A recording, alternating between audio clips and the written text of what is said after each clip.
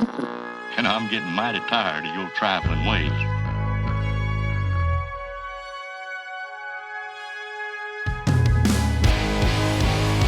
In this series, in just 10 days, we go Seattle, Mount Baker, Vancouver, Squamish, then across to Lake Cowichan, Victoria, then Lake Crescent, and back to Seattle.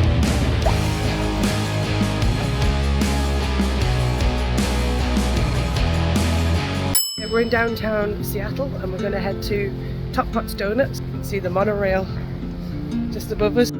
With over 17 locations in 20 years, Top Pot has become the city's chosen taste for the popular circular treat. To become the king of donuts in a city where the donut is so beloved is quite the achievement, and the Top Pot Chocolate Old Fashioned has done just that. So the Chocolate Old Fashioned is actually made using sour cream in the dough. It's a bit of a different dough mix, but it's really not too sweet, so it's the perfect donut to eat this early in the morning. I already say this is the nicest donut I've ever tasted. So this is the apple fritter, and the dough's made using chunks of apple.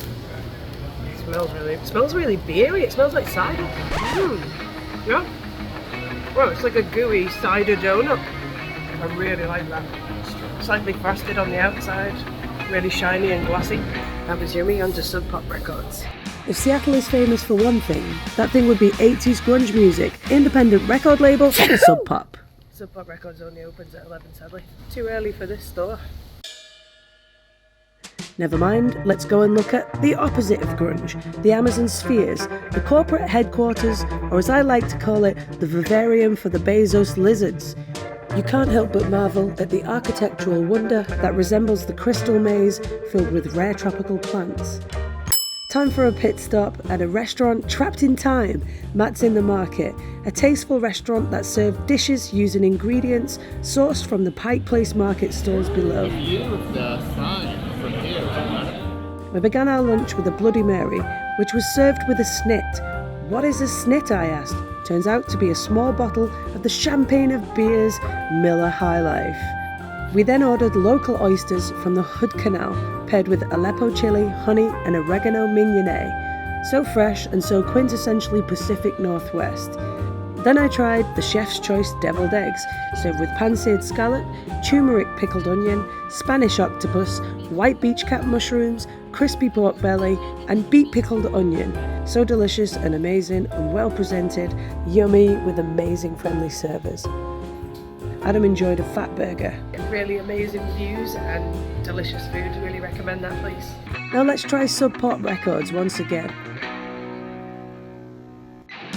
As I was saying, bands like Nirvana, Alice in Chains, Soundgarden, Pearl Jam and Mudhoney, they all came out of the Seattle grunge soundscape.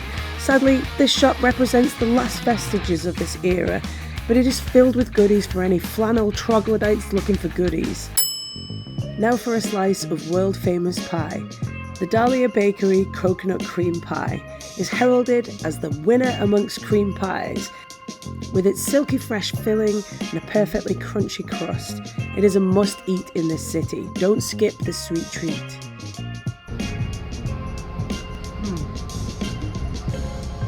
That's perfect for me.